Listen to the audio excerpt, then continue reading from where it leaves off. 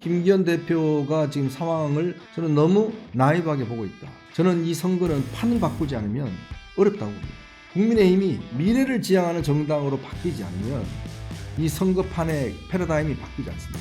그러기 위해서는 국민의힘 얼굴을 바꿔야 됩니다. 좀 더 국민들에게 가깝게 다가가는 그러한 인물들이 전면에 등장해서 선거를 치러야 부흥이 일어날 수 있어요. 이미 이재명 대표의 사법 처리 문제는 이미 그런 변수가 아닙니다. 상수입니다. 근데 국민들은 더 중요시 보는 게 바로 이 집권 세력의 능력에 집중하고 있습니다. 여러 가지 지금 집권 세력에 대한 불신감이 높아지고 있습니다. 자, 그러니 이런 걸 정면 돌파하려면 결국은 판을 바꿔야죠. 판을 바꾸기 위해서는 새로운 인물이 나와야 되고, 새로운 인물이 나오기 위해서는 김기현 대표가 결단을 내려야 된다. 제 결론은 그렇습니다.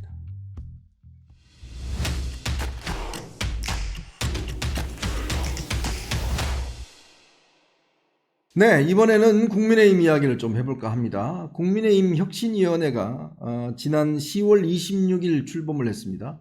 근데 오늘 일단 내주 월요일 날 활동을 최종적으로 종료하겠다라는 선을 냈습니다. 약 한 42일 만에 일단 종료가 되는 것 같습니다. 원래 출범할 때는 2달을 기한으로 출범을 했습니다. 오는 24일 이 활동을 종료하는 것으로 출범을 했는데 2주 앞당겨서 조기에 종료하게 되어 있습니다. 오늘 인요한 혁신위원장이 마지막 혁신위원회를 주재를 하면서 이렇게 이야기를 했습니다. 국민 눈높이에 국민이 뭘 원하는지 그거를 잘 파악해서 우리는 50%는 성공했다고 생각합니다. 나머지 50%는 당에 맡기고 기대를 하면서 조금 더 기다리겠습니다. 또 윤석열 대통령에 감사드린다. 혁신위가 끝나기 전에 개각을 일찍 단행해서 좋은 후보들이 선거에 나올 수 있는 계기를 만들어줬다. 김기현 대표에게 감사드린다. 또 혁신위원장을 맡을 기회를 주고 정치가 얼마나 험난하고 어려운지 알아볼 기회를 줘서 많이 배우고 나간다. 이런 이야기를 했습니다. 참 인요한 혁신위원장은 할 말이 많았을 겁니다. 그렇지만 굉장히 자제하는 그런 눈빛이었죠. 결국은 이렇게 종료함으로 인해서 사실상 빈손으로 끝났다. 이렇게 평가를 해도 뭐 무리가 아닐 것 같습니다. 왜냐하면 혁신위가 내놓았던 지금 5가지 혁신안 중에서 이 사면, 이준석 전 대표, 홍준표 대구시장, 김재원 전 최고위원, 이 사면안만 최고위원회 수용을 하고 나머지는 다 공천관리위원회 핑계를 대면서 수용을 하지 않았습니다. 자, 그러다 보니 사실상 인요한 혁신위원회가 도대체 뭘 했냐라는 지적이 많이 받아오는 거죠. 출발은 장대했습니다. 출발하면서 인요한 혁신위원장이 지금 현재 국민의힘이 10월 11일 지난 강서구청장 보궐선거 이후에 안고 있는 여러 가지 문제점에 대해서 아주 지적을 했죠. 특히 당 중진과 윤핵관 이 사람들의 어떤 정책 책임, 즉 험지 출마를 요구를 했습니다. 자, 그러다 보니 이것이 상당히 반향을 일으켰고 또 거기에다가 본인이 직접 유승민, 홍준표 이런 사람들을 직접 만났고요. 여기에다가 이제 이준석 전 대표를 만나기 위해서 부산까지 내려갔거든요. 물론 뭐 미스터 린턴이라고 해서 홀대를 당하고 올라오긴 했지만 어쨌든 이런 노력과 그 다음에 이런 어떤 거침없는 이야기가 굉장히 꽤 호평을 받았습니다. 그렇지만 당 지도부인 김기현 대표가 정권을 줬다라고 했지만 수용에 머뭇거리고 또 행동에 머뭇거림으로 인해서 일단 동력을 상당히 상실했고 또 인요한 위원장이 대통령 이야기를 함으로 인해서 또 공격을 받았고요. 또 마지막에는 공천관리위원장을 이야기를 했다가 또 상당히 어떤 공격을 받았죠.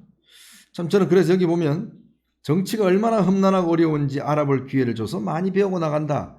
이 이야기를 김기현 대표한테 했는데 상당히 뼈가 있는 이야기인 것 같습니다. 뼈가 있는 이야기고 왜 이런 이야기 했냐면 어제 김기현 대표와 이 인요한 위원장이 만났습니다. 만났는데 한 15분 정도 뭐 조금 이야기하고 끝났다고 그러죠. 그러면서 그동안 수고했습니다 라는 이야기를 했는데요. 참 이 인요한 혁신위원장 입장에서 보면 그 시작은 장대했지만 끝은 참 이 용두사미로 끝났다. 이렇게 지금 본인도 아마 느끼고 있는 것 같습니다. 정치의 벽이 참 크다라는 걸 느끼고 있는 것 같죠. 물론 뭐 지금 김기현 대표 같은 경우는 그 개인의 출마 여부 문제는 나중에 좀 시간이 지나고 난 다음에 내년 1, 2월 정도 해도 늦지 않다. 뭐 이렇게 판단하는 것 같아요. 근데 과연 그렇게 할지 안 할지는 좀 더 지켜봐야 될 텐데. 자, 그러다 보니 지금 국민의힘 지지율이 쭉쭉 떨어지고 있습니다. 이뇨한 혁신위원장이 올 때만 하더라도 국민의힘 지지도가 좀 높아졌는데 혁신위가 자초하면서 지지도가 뚝뚝 떨어지고 있어요. 그렇다면 제가 지난번에도 말씀을 드렸듯이 김기현 대표 체제와 이뇨한 혁신위원회는 동전의 양면입니다. 즉 한쪽이 실패하면 한쪽도 실패하는 겁니다. 그렇다면 지금 이 혁신위원회가 도대체 한 게 뭐냐? 지금 국민들 다 보시지 않습니까? 한 게 없습니다. 그러면 김기현 대표가 어쨌든 간에 책임을 져야 될 거 아니겠습니까? 왜냐하면 지금 본인이 그 선거 지면서 밑에 있는 사무총장 다 자르고 근데 본인은 책임을 안 지고 본인이 계속 대표하면서 이기 지금 체제를 갖췄고 거기다 이뇨한 혁신위원회까지 정권을 준다고 해놔놓고 뭐가 줬느냐? 뭐 무권이다 오히려 아무거나도 안 줬다. 그게 만천하에 드러나 버렸지 않습니까? 자 그런 상황에서 이제 본인의 거취 문제를 저는 결정해야 될 때가 온 게 아닌가라는 느낌을 갖습니다. 왜냐하면 물론 뭐 본인은 나중에 내가 뭐 결정하겠다 그러지만 또 이제 뭐 대통령실도 그렇고 이 김기현 체제가 무너지면 당이 수습하기 어렵다라고 이야기를 하지만 저는요 다 답이 있다고 봅니다.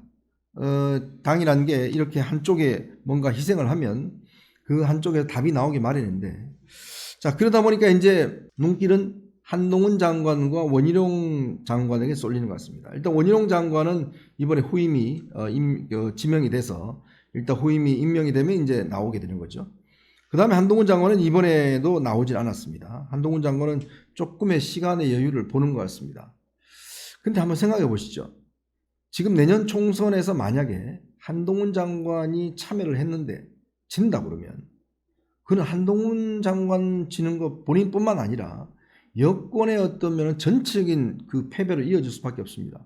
내년 총선에서 만약에 아까 이해찬 전 대표가 이야기했듯이 민주당이 180석 아니면 154석 이걸 가져간다 그러면 이거는 국민의힘한테 재앙일 뿐만 아니라 국가적으로 봐도 국정 운영이 완전히 마비될 겁니다. 지금 한번 보십시오. 지금 뭐 탄핵들 다 하고 있지 않습니까? 방통위원장 하려고 그러다가 이제 이동관 의원 사퇴하니까 김홍일 위원장이 지명자 이번에 다시 지명이 됐는데 또 탄핵한다는 거 아니겠습니까? 뭐 이유가 없어요. 뭐 무조건 이 위장전입에도 탄핵하고 무조건 다 탄핵한다는 거 아니겠습니까? 탄핵하면 다 정부가 마비가 되겠죠. 자 그런 행위가 만약에 내년 총선에서 야당이 과반을 얻을 경우에 불보듯 뻔한 거 아니겠습니까? 저는 아마 국정 다 마비실 겁니다. 다 원점으로 돌릴 거예요. 자 그런 상황에서 지금 여권이 가지고 있는 이 인식이 너무 안이하다. 너무 지금 상황을 우습게 보고 있다. 저는 그렇게 봅니다.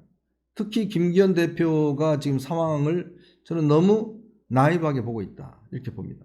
그건 뭐냐면 지금 뭔가 본인이 국민들에게 뭔가 정책인 어필을 해야 되는데 아무것도 하는 게 없어요.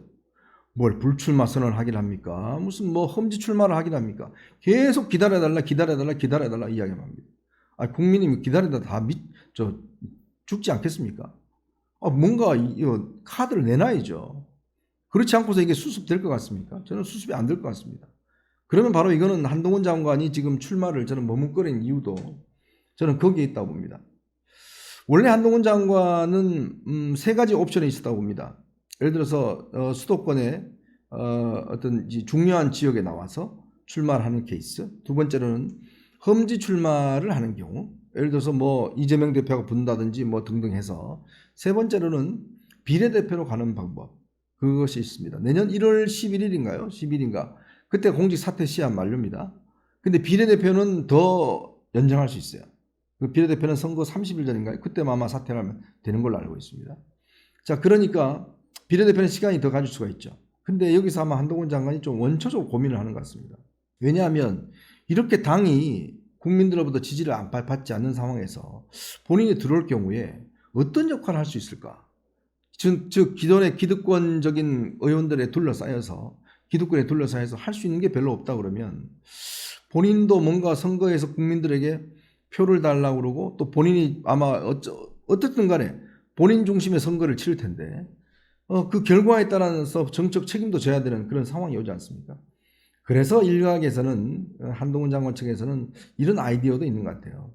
아예 출마를 하지 않고 즉 장관은 그만두면서 출마를 하지 않고 백의종군해서 선거운동만 도운다. 뭐 이런 지금 아이디어도 나오고 있습니다. 그럴 경우는 선거에 대한 책임, 정치에 대한 책임을 안 지게 되니까 이 출마하는 것보다는 유리하지만 그러나 이것도 하나 꼼수로 여겨질 수가 있습니다. 왜냐하면 선거에 출마하지 않고서 선거운동을 지원한다는 게 얼마나 국민들에게 소구력을 가질지 이런 것도 뭐 생각해 볼 수 있을 것 같습니다.